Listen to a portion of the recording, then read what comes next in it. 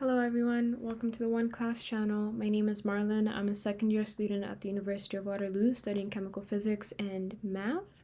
Today I'm going to be going through some high school level and college level algebra problems.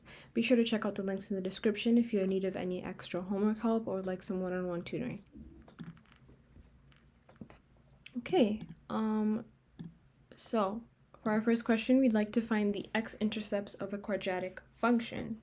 So we need to understand what the x-intercepts are first.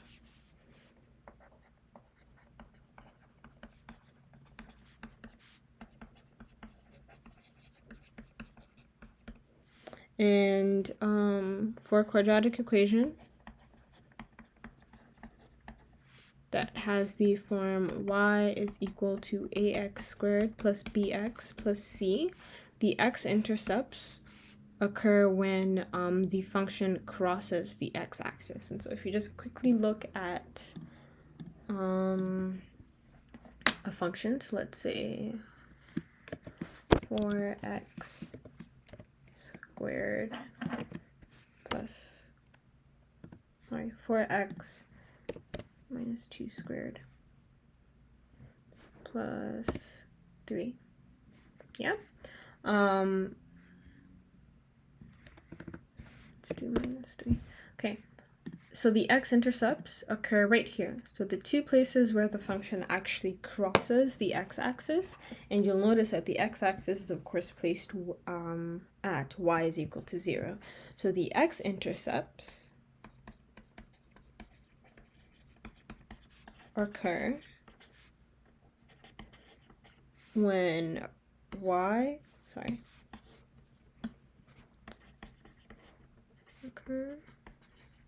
when y is equal to 0. And so we'd have 0 is equal to ax squared plus bx plus c. And so depending on how many times the graph is crossing the x-axis or touching the x-axis, because you could also just touch it right here at the bottom, could be the only place that touches the x-axis. And so you can either have it in the form of x plus d squared, or you can have 0 is equal to x plus a, x plus e. And so no matter what it is, you should have a total multiplicity of 2, so that you can have x to the power of 2 in your total function. And so let's look at an example really quickly. And so let's say instead of having the function I initially pulled up for you guys, let's instead be dealing with the function x squared plus 2x plus 1 really quickly. So for this one, I can see that indeed it is touching the x-axis at one point. So my final answer is going to be of this form. And I'm going to have to find out what that d value is. And so I can go about finding what that d value is in multiple ways. I could use product sum, but the best formula to use is going to be the quadratic formula.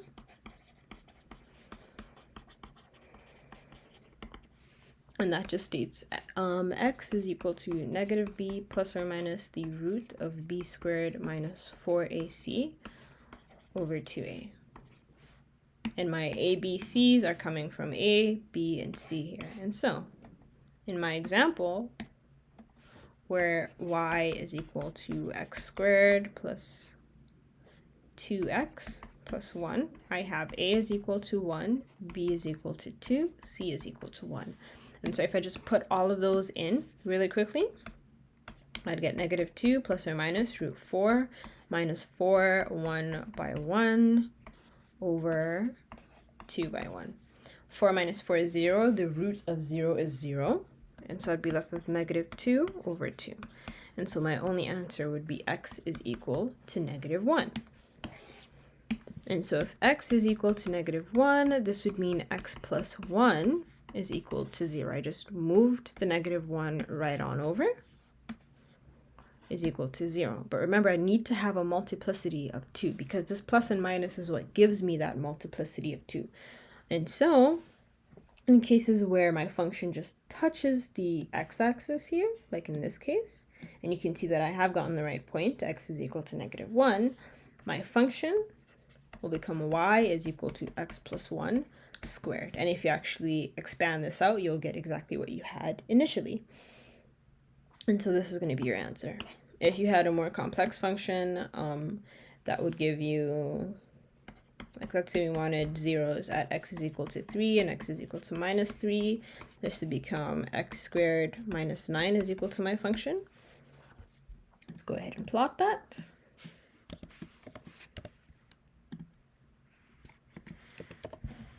You see my 2, -3, 3. And so that's just how you go about that. You can use multiple ways to find your x. As I said, you can use the quadratic formula. Other methods are typically derived from the quadratic formula, such as product sum, where you want your product to be AC and your sum to be B. And so I'd like my product to be AC, 1, and my sum to be 2. And so with that, I get 1 and 1. And these two 1s, 1 plus 1 is 2, 1 times 1 is 1. These two 1s are what I'm going to put into the brackets. And so it's going to become x plus 1 as my first one, and x plus 1 as my second one is equal to y, which is just that x plus 1 squared is equal to y. And that's going to be it.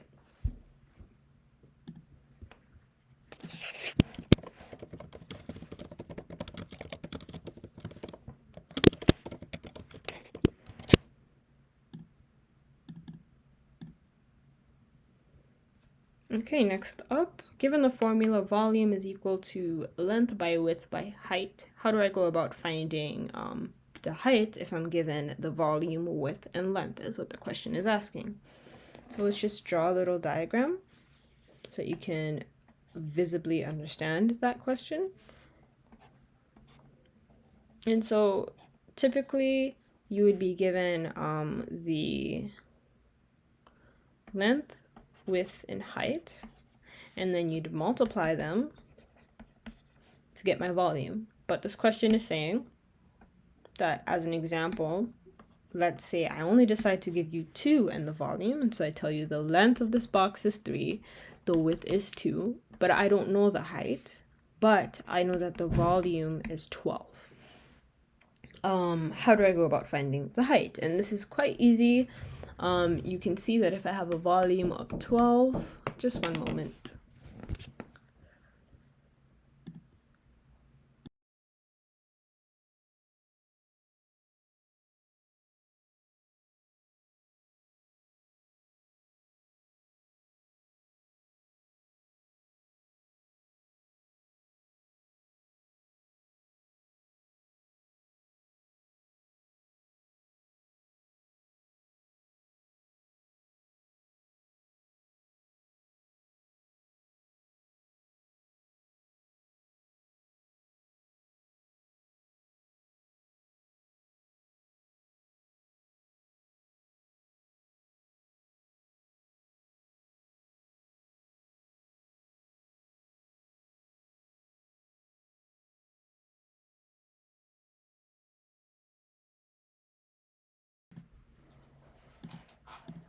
Sorry about that. Okay, and so continuing from there, so if I'm told the volume is 12, the length and the width are 3 and 2, how can I go about finding the height? I am saying that 12 is equal to 3 by 2 by something. And if you just know simple math, you can tell that 3 by 2 is 6, so 12 is equal to 6 by something.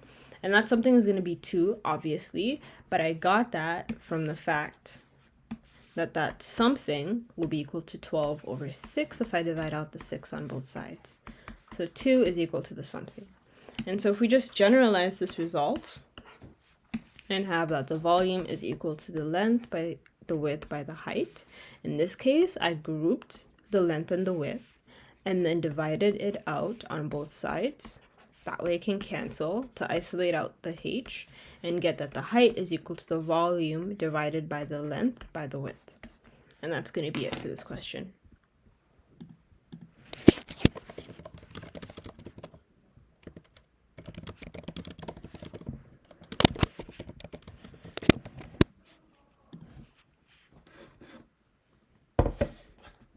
Okay, for our next question, we're going to be factoring.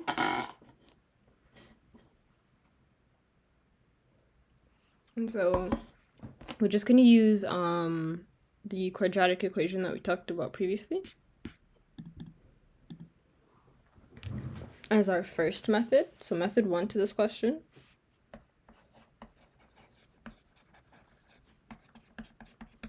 Is going to be the quadratic equation. And so we have 2x squared minus 3x minus 2. So A is 2, B is negative 3, C is negative 2. So x is equal to negative b plus or minus the root of b squared minus 4ac all over 2a. Put in our a, b, c values. This will become negative 3, so 3, plus or minus the root of negative 3 squared, so 9, minus 4 into 2 into negative 2, all over 2 by 2. Let's simplify that. So 3 plus or minus root 9 plus 4 by 2 by 2. So 4 by negative 4 is negative 16. Negative of a negative is positive. So 9 plus 16 over 4. This will give me 3 plus or minus the root of 25 over 4. So the plus or minus are our two cases. And so we're going to have x1, which is 3 plus root 25, which is 5 over 4. This will give me 8 over 4, which is 2. My second x value is going to be 3 minus 5 over 4, which is negative 2 over 4, giving me negative 1 over 2. Okay, and so that's our first method to find it. And if we put this all together, x is equal to 2 converts to x minus 2 is equal to 0. X is equal to negative 1 over 2 converts to x plus 1 over 2 is equal to 0. And so our function, 2x squared minus 3x minus 2, becomes x minus 2, x plus 1 over 2. I can decide to get rid of this fraction, because we tend to not like fractions. And so it becomes x minus 2, and multiply this entire bracket by 2. So 2x plus 1, and that's going to be your final answer. And so this 2x is where we get this 2x squared from, because when I first start doing FOIL, so x by 2x, I'll get 2x squared plus x minus 4x, so total negative 3x, minus 2.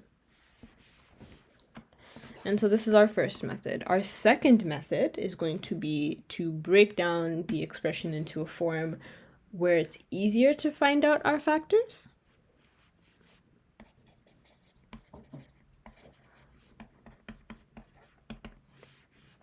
And so we will break down. And so we want to take it from a form of ax squared plus bx plus c into a form of ax squared plus bx plus dx plus c. And we want to have it in a manner in which a by c is equal to b by d. That's our goal. And so what we're actually doing, if you can tell, is remember how this FOIL would break down into 2x squared plus x minus 2x minus 2. We're trying to create this so that it would be easier for us to factor it then. And so in our case of 2x squared minus 3x minus 2, we're going to break this down into x minus 4x. And you make that choice based on ensuring that this relation holds. So 2x squared plus x minus 4x minus 2. So a by c, 2 by negative 2, negative 4 is equal to b by d. 1 by negative 4, negative 4. And then from here, just group. So 2x squared and x share the factor x, so this becomes x into 2x plus 1. And these two share the factor of negative 2. And this would become 2x plus 1. Ideally, you'd like to get the same brackets here. That way, when you group them, because we know how polynomials, how FOIL works, basically, this would become x minus 2 into 2x plus 1. And that's the exact same result we got up here. And that's going to be it for this question.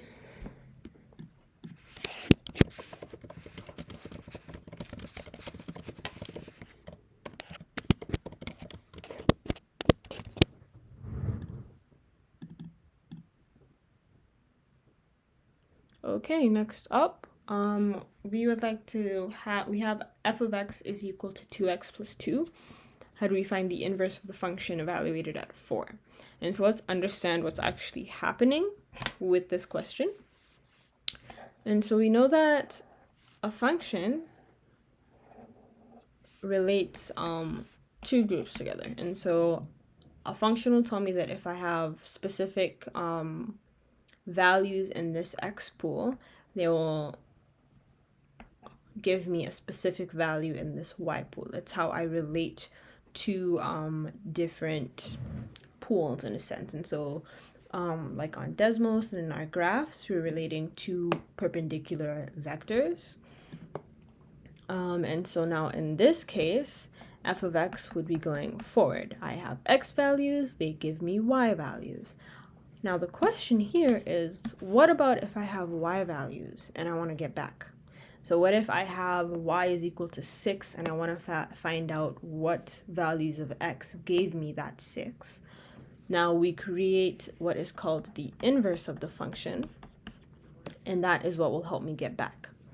And so how to do this mathematically is we actually reflect this in the line x is equal to y.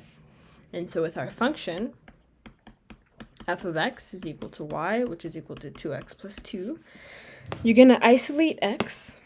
So this will become y minus 2 over 2 is equal to x. And then what you're going to do is you will now call this x the inverse, and this y you'll label x. And that's just because of we tend to call x our input and y our output.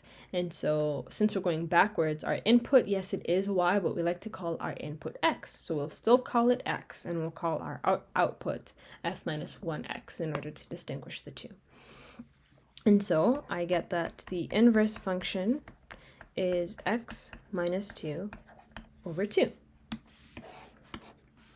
And so for our question, we want this evaluated at 4. And this will give us 4 minus 2 over 2. This is 2 over 2, 1. So what I have just done is basically I'm saying if the function is 2x plus 2, and I give you the output of 4, what x value did I have to put in to get that? And so if y is equal to 4 is what this question is asking, what x value would I have to put in? So 2x plus 2 over 2, and if you go and you find the x value, you'll find that it's actually 1. So this will become 8 is equal to 2x plus 2.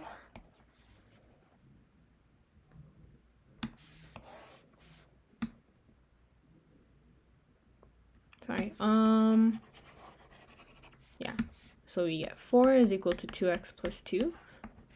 This will become 4 minus 2 is equal to 2x over 2 over 2. And so you see, I'm putting it in a way where I get x is equal to 4 minus 2 over 2. So my input, so my y in a sense, and this will give me 1. And that's what all of this was telling us, is that if the output was 4, what is the x value that I put in? And so it's just jumping in between these two worlds that we've created that we can only relate with our function. And that's it for this question.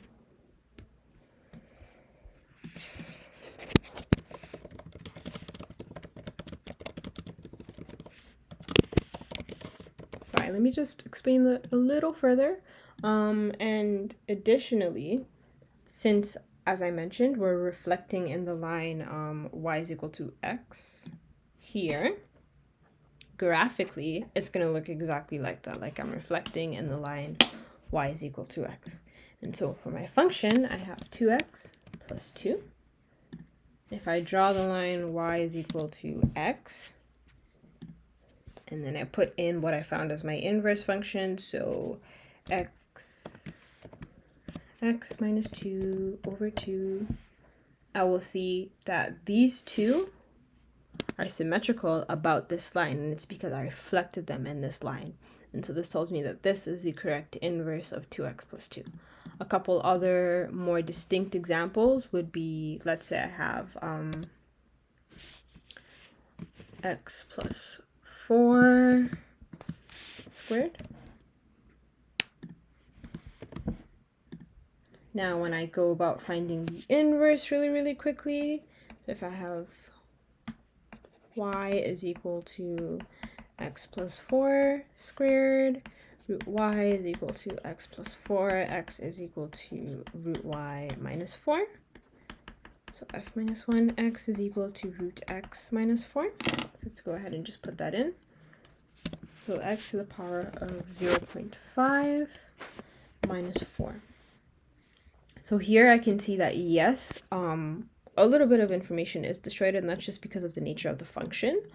But if I draw the line here, y is equal to x, I see that this is simply the reflection of this in this line.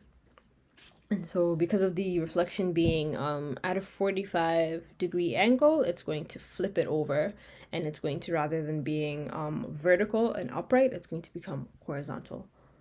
And that's it for this question.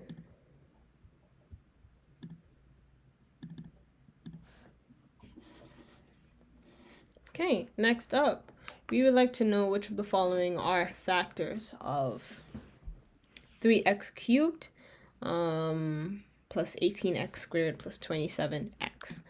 Okay, so we need to think of what a factor is so that we can recognize it and pull it out. So factors enable us to simplify equations into a form that is just more pleasing for the eye. And so that's typically saying that, like, if I have f of x is equal to x squared plus x, I can leave it like that, or I can factor out the x and leave x plus 1. And so you can think of how important factoring would be if you had like x to the power of 100 plus x to the power of 99 plus all the way until you had x.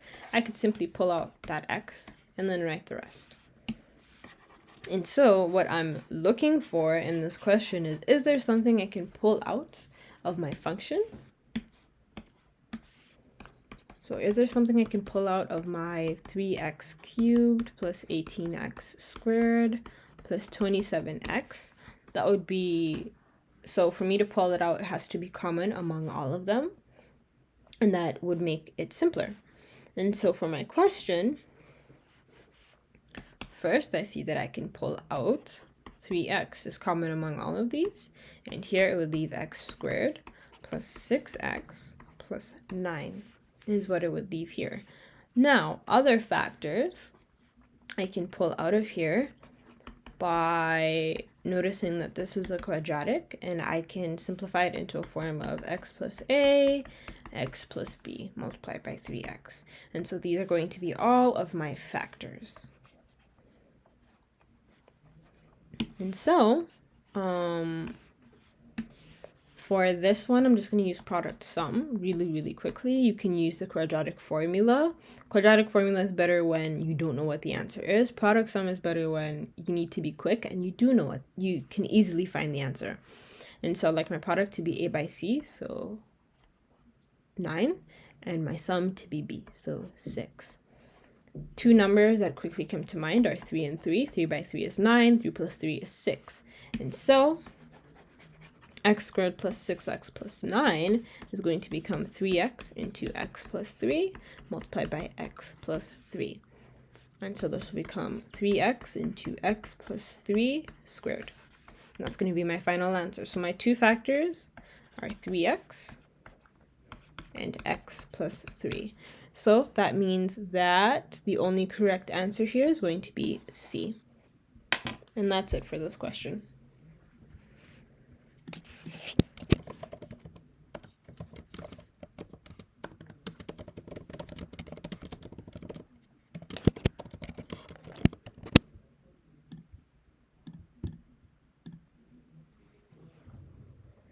Okay, next up, we would like to find the solution set of the inequality. So, before we start doing this, we need to understand what it is that we're looking for. And so we know that we can write 2x minus 3 as a function of x. And what this question is asking for is when is 2x minus 3, so my function, less than 7. And so if I just quickly go to Desmos, cancel my previous ones, 2x minus 3, when is the output, so when is my y value here, less than 7? And so I'm asking for the x values that will give me an output less than 7. And so already from the graph, I can see it's going to be when x is less than 5. But now let's mathematically do it really, really quickly. So you get 2x minus 3 less than 7. You can move the 3 on over. So become 2x is less than 7 plus 3. So 2x is less than 10. Divide out the 2, and we get when x is less than 5, which is exactly what we see here. We're not going to include the 5 because we've been asked for when the output is less than 7, not when the output is 7. At x is equal to 5, the output is 7. And so our answer is going to be when x is less than 7. Sorry, is less than 5.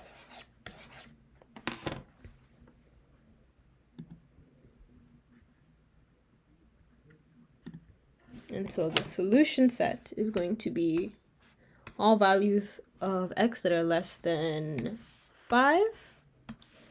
I'm just going to go from negative infinity to positive 5, not inclusive of the 5, and negative infinity, you can't include it.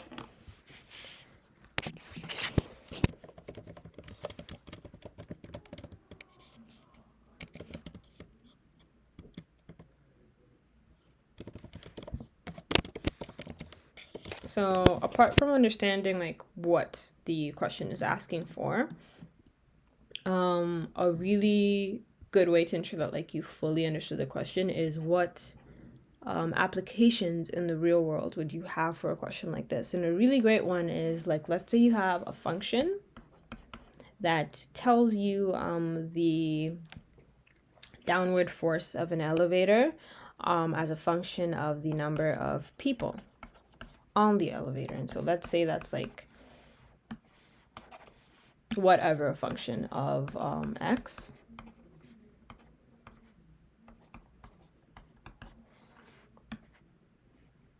Sorry. So like just as an example, let's say each person weighs, you have x people and you have each person weighing 40 kilograms, and then you're going to need to multiply it by the 9.8, and then you're going to need to add the weight of the actual elevator. And so what an inequality like this would be asking for is when is f of x less than some maximum value that whenever it would be, we'd be in trouble. So like when is f of x less than the maximum tension that the rope carrying the elevator can take.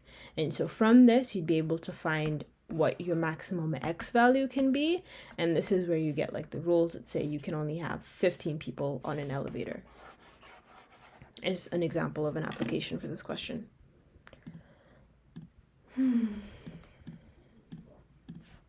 Okay, next up, we are asked for the remainder when 3x to the power of 4 plus 2x cubed minus x squared is divided, plus 2x minus 24 is divided by x plus 2. There's two ways to do this. You can do the actual division all the way out, or you can use remainder theorem. We're going to use both ways.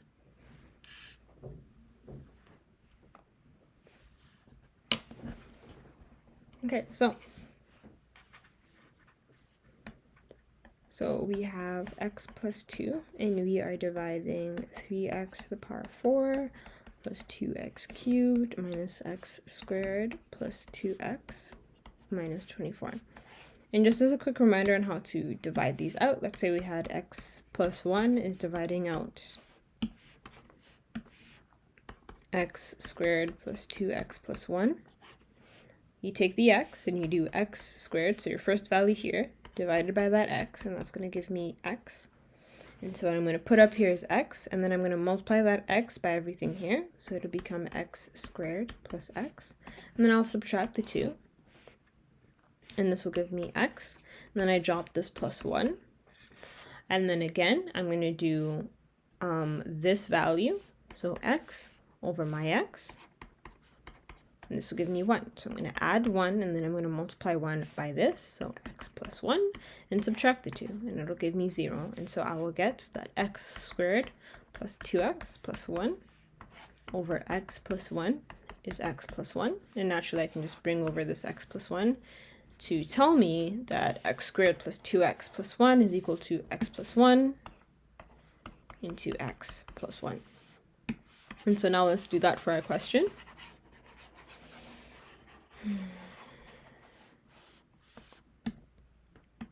Okay, so 3x to the power 4 over x will give me 3x cubed.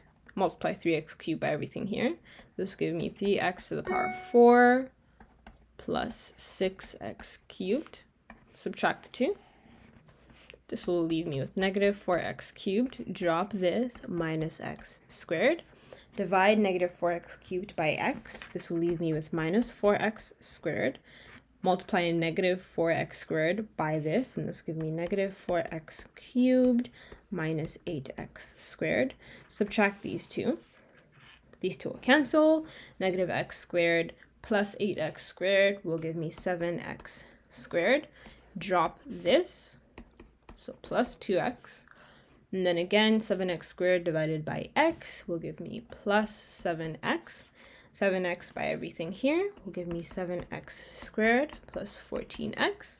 Subtract the 2. This will give me negative 12x. Drop this negative 24. Negative 12x divided by x is negative 12. Multiply negative 12 by x plus 2, which will give me negative 12x minus 24, giving me a remainder of 0. What you get here is your remainder. So my remainder is 0.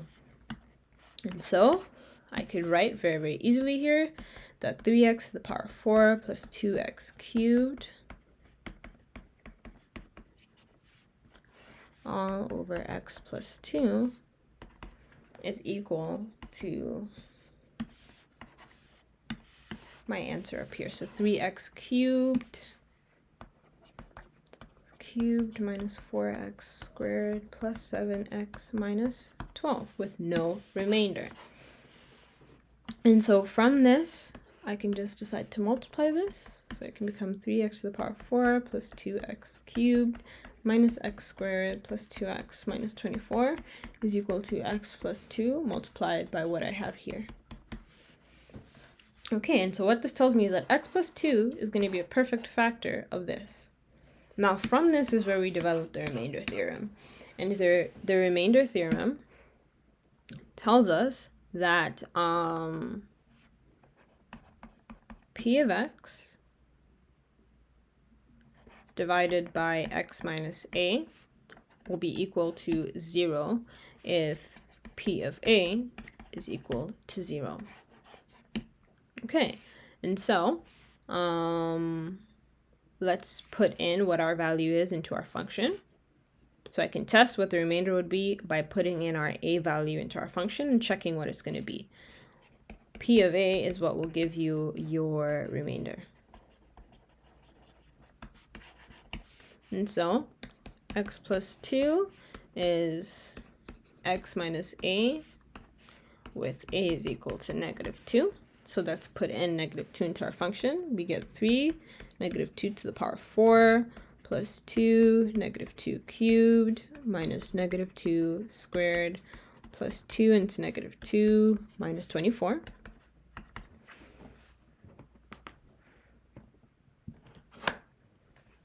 This will give me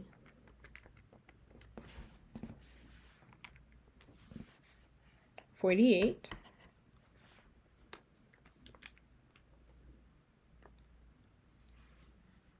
Minus 16, minus 4,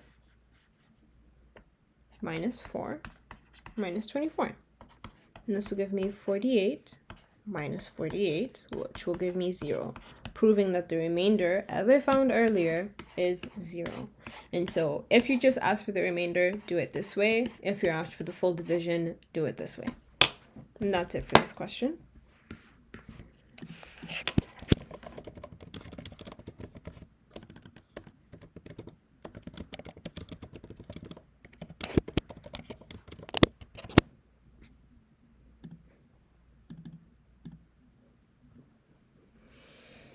Okay, next up we want the factored form of n squared minus 25. So I'm going to use special product, which just states that the difference of squares is equal to a plus b into a minus b. We can quickly prove this by using FOIL. So you get a squared minus ab plus ab minus b squared. These will cancel each other out, and you get a squared minus b squared is equal to a squared minus b squared. So the relation is true. So now we need to figure out what our a and b are in our case. And so we have n squared minus 25. 25 is equal to 5 squared. So you can rewrite this as n squared minus 5 squared. This would mean that our a is n and our b is 5. And so we get that n squared minus 25 is n plus 5 into n minus 5. And that's going to be your final answer.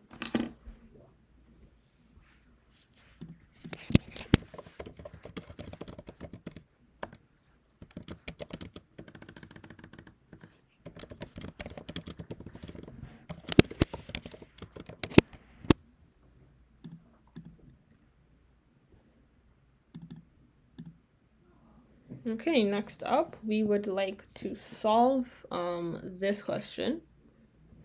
And we're going to do it by completing the square. And so just to briefly explain what that is, let's say I have a square that is x by x and a rectangle that is b by x. So this is x by x, and this is b by x. I can see that if I add them together, I can get almost a square. So if I added these two together, I would get a square that is x plus b by x. But I can add them together in a different way that would give me something else, actually. And so if I decide to split this down the middle and actually add b to both sides, and so rather than having this addition, I have this plus a little half b by x plus half b by x. And so this would be b. So this would be x, b over 2, b over 2. And what I would be missing would be a square of b over 2 on both sides, so b over 2 squared. And so what this means mathematically is that since x plus a is equal to x squared plus 2ax plus a squared, I can rewrite x squared plus 2ax as x plus a squared. So this x plus b over 2 squared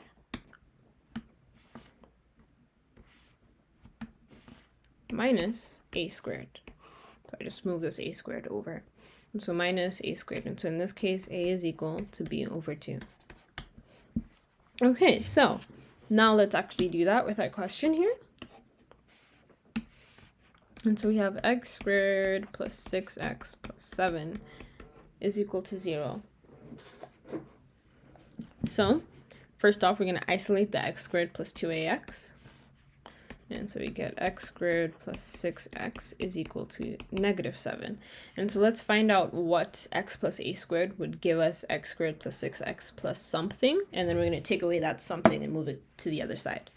And so we know that x squared plus 6x plus 9 is equal to x plus 3 squared. And so what we're going to do is we're going to move this 9 over. So we can get minus 9 over here.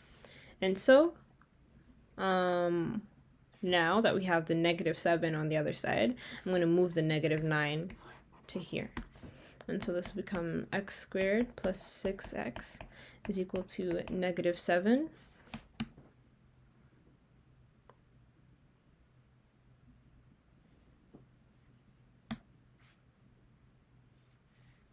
Sorry, my apologies.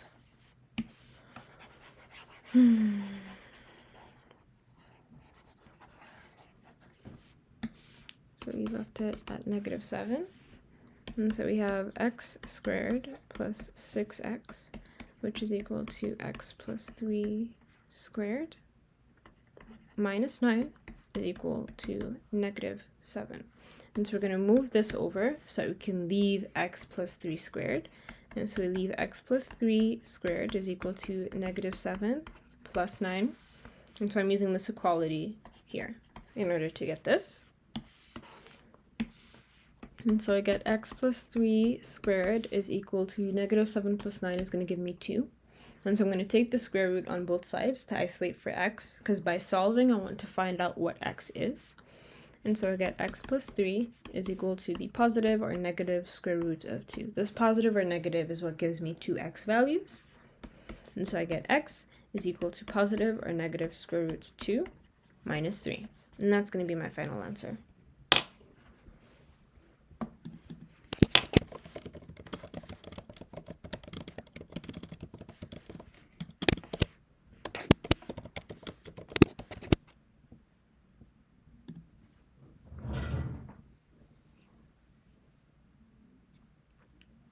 Next up, I'd like to solve this equation. And so I have 8 minus 2x is equal to -8x plus 14.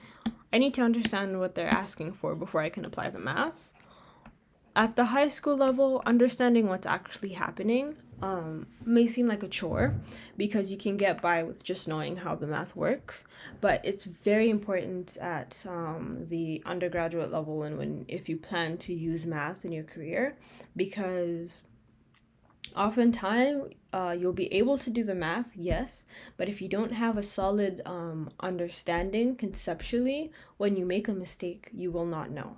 That understanding will help you realize when certain answers don't make sense and when you're doing something that's just incorrect for what it is you're trying to do based off of your conceptual understanding. And so what this question is asking is, let's say I decide to treat both of these as functions of x, so I can treat them both as f of x1, f2 of x. So this question is asking, if I have two y lines on Desmos, at what point do they cross each other? So like if one y line was y is equal to 7 and the other one was this, at what point, at what x value do they cross each other, is what this question is asking you for. And so let's first do the math, and then I'll show you on Desmos that the answer to that math is based off of what we just explained. So as you know, isolate to your x's. So I'm going to bring this on over. So -2x plus 8x is equal to 14 minus 8. I'm going to carry this 8 here. This will become 6x is equal to 6. Divide out the 6, and you will get when x is equal to 1. Now let's see if that makes sense with what I just described. I have the function 8 minus 2x. Oops. 8 minus 2x, and my second function is -8x plus 14. And so as I said, we're asking for at what point are they equal to each other, and I can see it is at the point x is equal to 1 and y is equal to 6, and we found x is equal to 1, so this answer does make sense.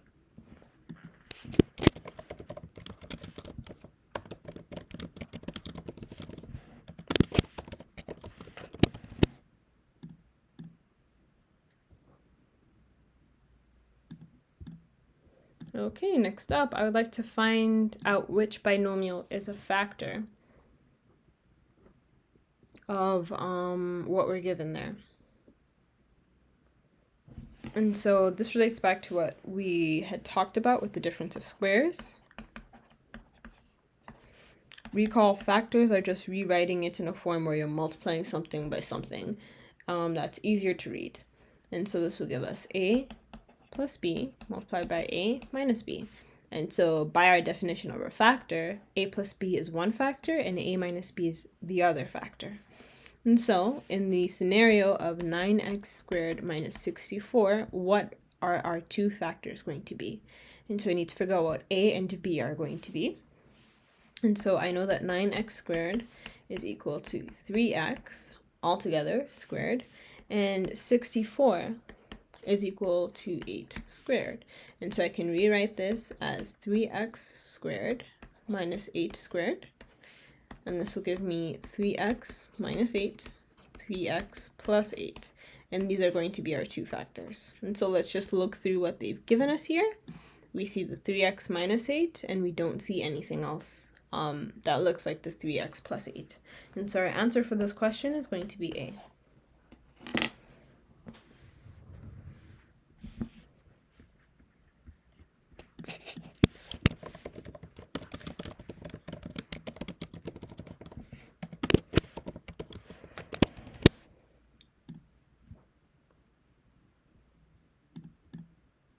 Okay, next up we're going to be using some log properties in order to find out the true solution to the logarithmic equation given. And so we have two ways that they can give you logarithmic equations. The first is in the form log to the base of a m is equal to log to the base of a n. This will tell us that m is equal to n. The second form is going to be log to the base of log base a of m is equal to b, and this will tell us a to the power of b is equal to m. And so in our question, we can see that it's going to be the second one, but we first need to simplify what's on the left-hand side to bring it all into one logarithm. So the first property of logarithms that we will use for that is going to be log base a of m over n is equal to log base a of m minus log base a of n. And so in this scenario, you see that we do have this minus, and so we can apply this going in this direction. And so we get that log base 2, 6x minus log base 2, x to the power of 1 over 2. This will be equal to log base 2, 6x over x to the power of 1 over 2. And we know that the rule of exponents is that x to the power of a over x to the power of b is x to the power of a minus b. And so in our case, we have x to the power of 1 over x to the power of 1 over 2. This will give us x to the power of 1 minus 1 over 2, which is x to the power of 1 over 2. And so, from our equation, we'll get the log 2 6x minus log 2 square root x is going to give us log 2 6 square root x, and this is going to be equal to our 2. And so now we are going to use this, so we're going to change it into exponential form, and this will become 2 to the power of 2 is equal to 6 root x. Now we go about solving for x. This will give us 4 is equal to 6 root x. Divide out the 6 on both sides. So 4 over 6 is 2 over 3 is equal to the square root of x. And so you're going to square both sides to get x is equal to 4 over 9. Because by squaring, I squared this term and I squared this term too. So 2 squared over 3 squared. And that's going to be it for this question.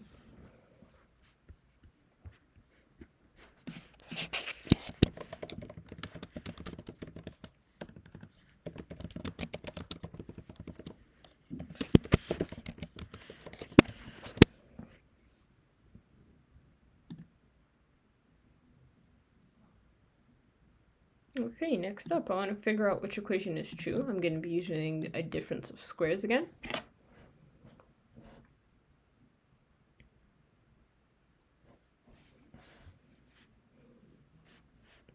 And so we need to recall that a squared minus b squared is a plus b multiplied by a minus b. So I need to figure out my a and b in the case of 9x squared minus 25. And so again, just remember the exponent rule, that if I have x, y all to the power of a, it's the same thing as x to the power of a and y to the power of a. And so in my case of 9x squared, how can I rewrite this as in this form? And so I want to take it this way. And so I have 3 squared multiplied by x squared, because 9 is 3 squared. And then from this, I can get that this is 3x squared. Next up, I have 25, and I can just take the square root of 25 to figure out its root, and its root is going to be 5. And so a is equal to 3x altogether squared, and b is equal to 5. And so I will get that 9x squared minus 25 is going to give me 3x plus 5 multiplied by 3x minus 5. So now we just read through. For our first one, if you expand this out, so for a, you will get 9x squared minus 15x minus 15x plus 25. And this will give us 9x squared minus 30x plus 25, which is obviously not what we're looking for, so a is out. B, you can see we have 3x minus 5 and 3x plus 5. If you wanted to expand that out, you would get 9x squared minus 15x plus 15x plus minus 25. Minus 25. So these two would cancel, leaving me with 9x squared minus 25, which is exactly what I wanted. Let's just go through the rest to make sure we're not missing out on any of the others that may be correct. We have 3x plus 5 by 3x plus 5. This will give me 9x squared plus 15x plus 15x plus 25. And that would give me 9x squared plus 30x plus 25. And lastly, let's check D. D, you can see that we actually have the exact form that we've written out. Due to multiplication properties, we know that A times B is the same thing as B times A. It doesn't matter what order I put them in. So I can already tell D is correct. But I can just double check that by using FOIL to expand it out. And I get 9x squared minus 15x plus 15x minus 25. These two cancel, and I'd get 9x squared minus 25. And so A is wrong, and C is wrong, but B and D are correct. And so for my answer, I will have B and D. And that's going to be it.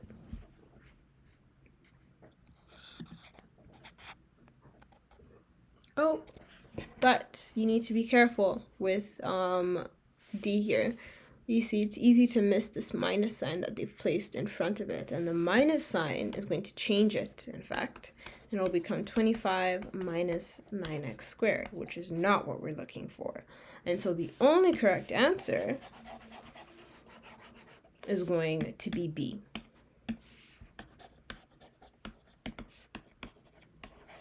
So just remember that there are two important parts to answering questions correctly: knowing what you need to know and reading the question as you should.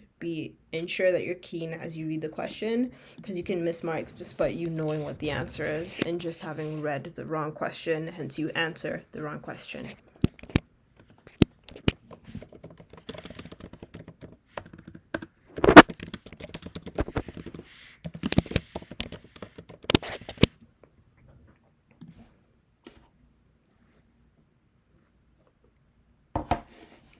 Okay, next up I want to write each equation in exponential form.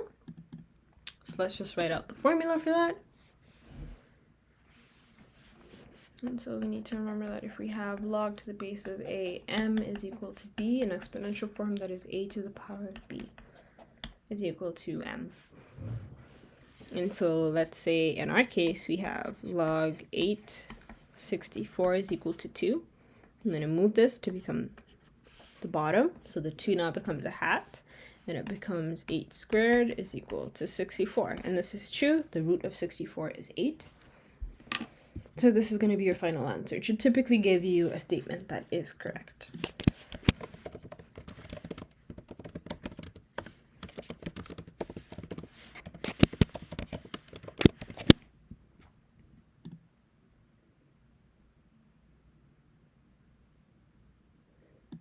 Okay, we are going to apply a similar version of this. So we have log to the base of 6, 1 over 36 is equal to x, and we're trying to find x. And so if we write this in exponential form too, we'll get 6 to the power of x is equal to 1 over 36. And we know that 36 is 6 squared, so let's write that as 1 over 6 squared. And now we need to think of the negative exponent rule, and that just states a to the power of minus c is equal to 1 over a to the power of c. And so this means that 1 over 6 squared is going to give us 6 to the negative 2. So 6 to the power of x, we get 6 to the power of x is equal to 6 to the power of negative 2. So x must be negative 2. And that's going to be it for this question.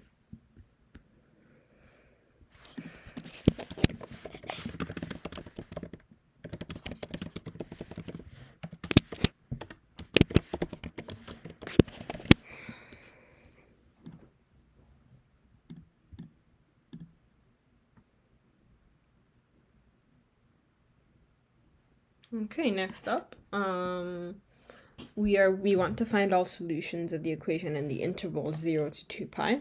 And so we have 2 cos squared 2x minus 1 is equal to 0. Let's isolate that cos squared.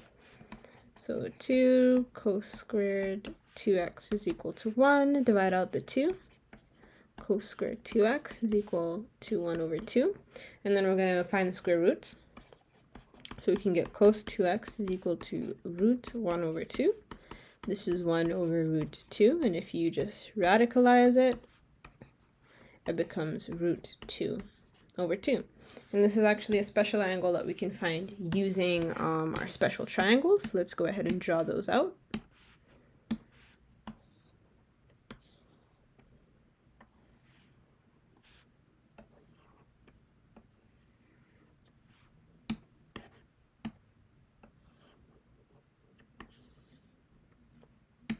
Okay, and so for our special triangles, we have pi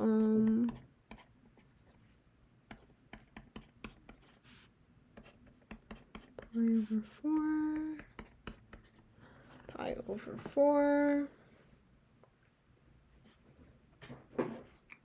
Just one moment.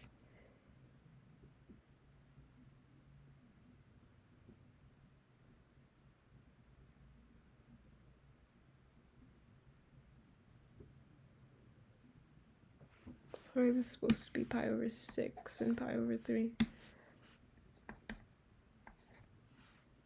And this is pi over 3. And this will give you root 3 over 2h, 1 over 2h, h, this is k, root 2k. So using SOHCAHTOA, let's go ahead and evaluate all of our cosangles to find out which one would give us root 2 over 2. So cos theta is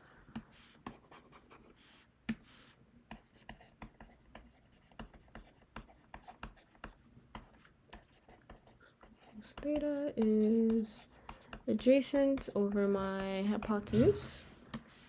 And so let's just begin with pi over 6.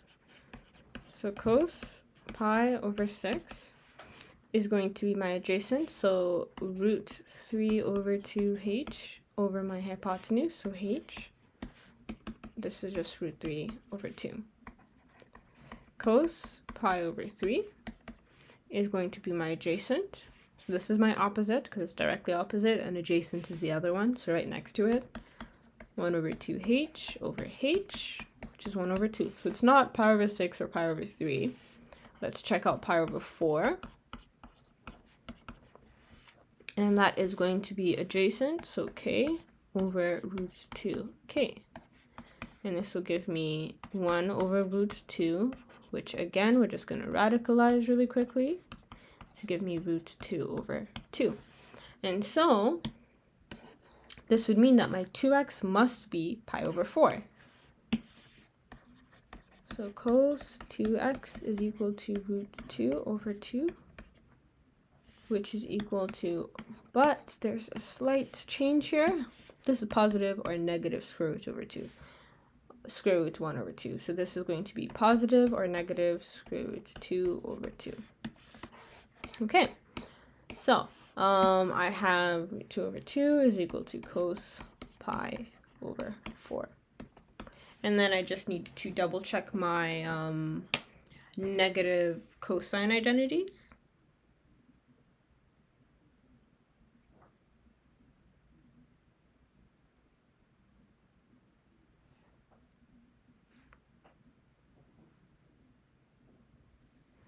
Okay, and we have that cos pi minus theta will give me negative cos theta. And so what that means is that cos pi minus my pi over 4 would give me negative cos pi over 4, which is negative root 2 over 2. And so pi minus pi over 4, excuse me, is going to give us cos 3 pi over 4. And this is going to give us negative root 2 over 2.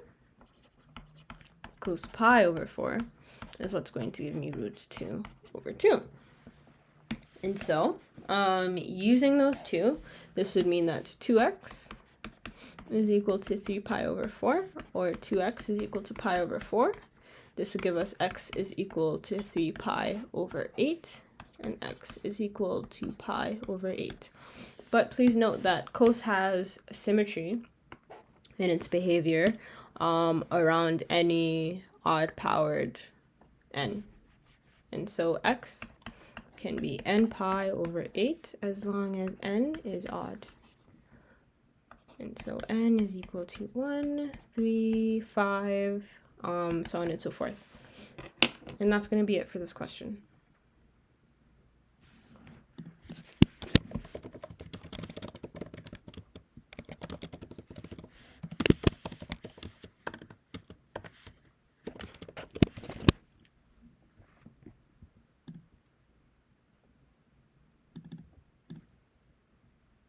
Okay, next up we want to solve this equation. So when is y plus 3 equal to negative y plus 9? So again, the math part of this question would simply be isolate out the y and isolate out the other numbers. This would become 2y. I move this y over, move this 3 over, is equal to 9 minus 3, which is 6. So then y is equal to 3.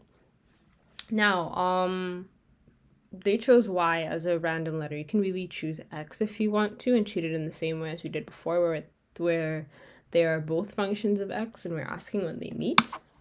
So let's go ahead and do that. And so we have x minus 3 and negative x plus 9.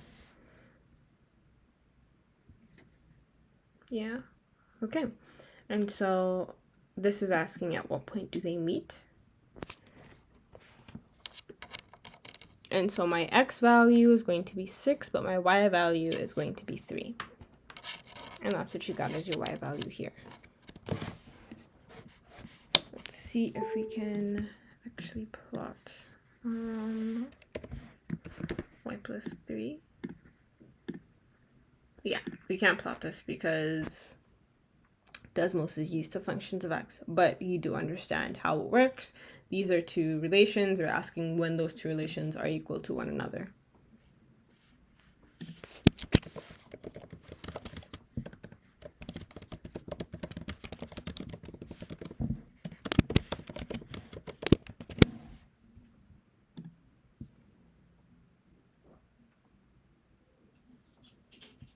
Okay, next up, I'm going to use some logarithm properties. And the ones that we'll be using is first log base a m over n is equal to log base a m minus log base a n. Additionally, log base a m times n is going to give me the sum of the two. And so now we're just going to apply 1 to what we have here. So log base 3 x to the power of 11 over x minus 7 is going to give me log base 3 x to the power of 11 minus log base 3 x minus 7. And that is going to be it for this question. Oh, and then there's an additional property that we can use.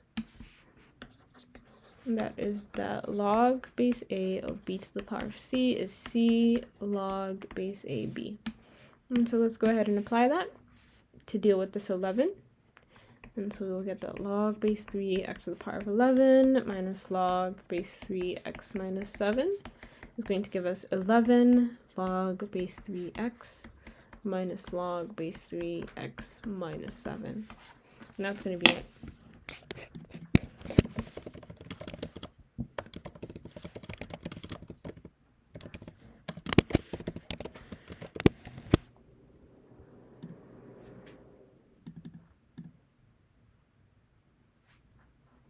Okay, next up we want to figure out which expression is equivalent to what we have up here. And so we're just going to expand them out. So for a, we have 2x squared minus 11 minus x squared plus 4. We're going to distribute this minus sign. So you get 2x squared minus 11 minus x squared minus 4. And then we're just going to open up those brackets. Collect like terms. Sorry, this is x squared, and this will become x squared minus 11 minus 4 will become minus 15. And that is not what we have up there, so A is clearly wrong. Move on to the next. We have 5x squared minus 6 minus 2x squared minus 1. Distribute out that minus. 5x squared minus 6 minus 2x squared plus 1. Open up those brackets. 5x squared minus 6 minus 2x squared plus 1. Collect your like terms. So 5x squared minus 2x squared minus 6 plus 1. And this will become 3x squared. Negative 6 plus 1 is negative 5. So we have 3x squared minus 5, which again is not what we have up there. And so on to the next one. We have 10x squared minus 4 minus 7x squared plus 3. Distribute out this minus sign as we did before to get 10x squared minus 4 minus 7x squared minus 3. Open up those brackets to get 10x squared minus 4 minus 7x squared minus 3. Collect your like terms. 10x squared minus 7x squared minus 4 minus 3. And this will become 3x squared minus 7. And that is what we have, what they're asking for. So let me just rewrite that in a way that it's clearer.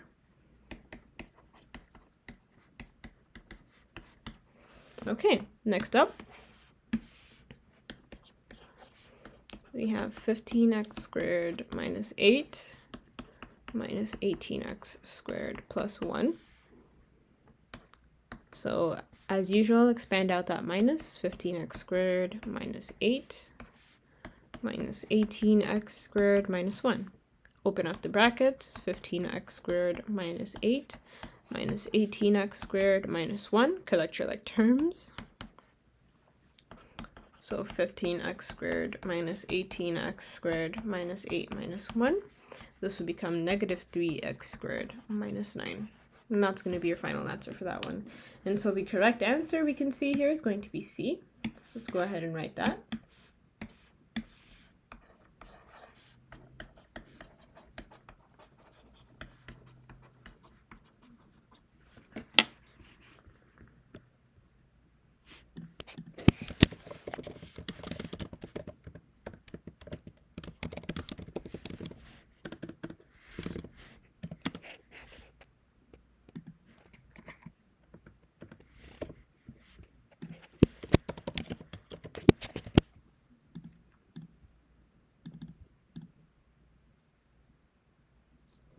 Okay, next up, we would like to solve what we're given here. Let me just zoom it in. Okay, so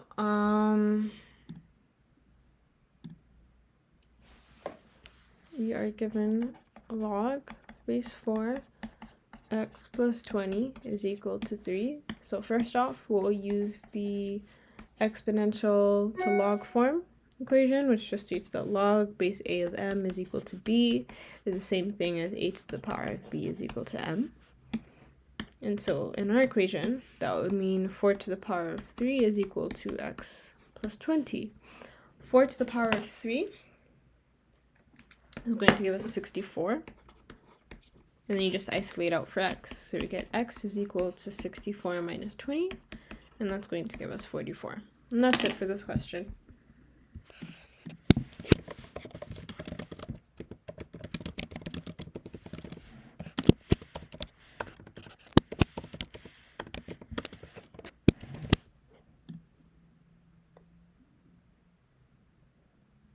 Okay, next up, we'd like to find the zeros of the function algebraically. What the zeros mean is when our function is equal to 0. So when 3x plus 18 is equal to 0, or 15 minus 2x is equal to 0.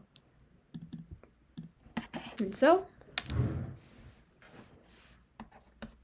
we have f of x is equal to 3x plus 18, and we'd like to set it to 0 to find the zeros of the function when the function is equal to 0.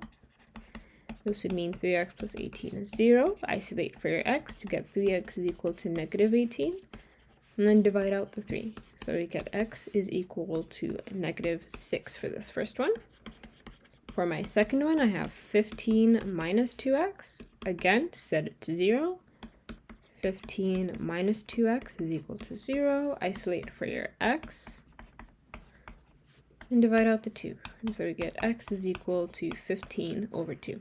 And that's going to be it. If we plot them, you'll see these same points. So our first one, we have 3x plus 18 and 15 minus 2x. And so for 15 minus 2x, we cross at 7.5, which is 15 over 2. And for our other one, 3x plus 18, we cross at negative 6, which we see here too. And so that's going to be it for this question.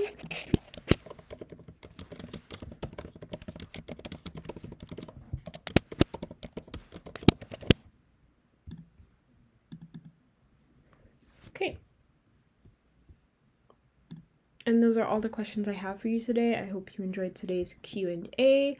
If you'd like to be notified of when we do post more questions, be sure to hit the subscribe button on the right below and the bell right next to it so you can get notified of when we do post. If you would like to be able to post your own questions so you can see them answered on live stream by any of our senior tutors, be sure to check out the links in the description. They link you to the OneClass page where we do source our questions that are posted by students. And that's it for today. I hope you enjoyed today's Q&A. This has been Marlyn from OneClass. Hope to see you next time.